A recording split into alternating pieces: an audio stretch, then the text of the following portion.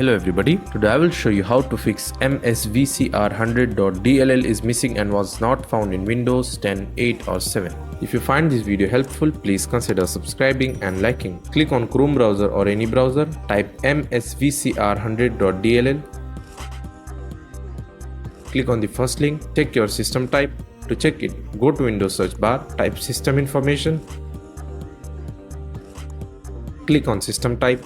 Now download the file based on your system type. Click on download. Right click and copy downloaded MSVCR100. Click on this PC.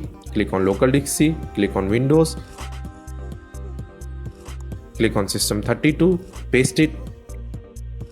Click on continue. Click on SYSWOW64. Paste it, click on continue, restart your PC. That's it. Thanks for watching.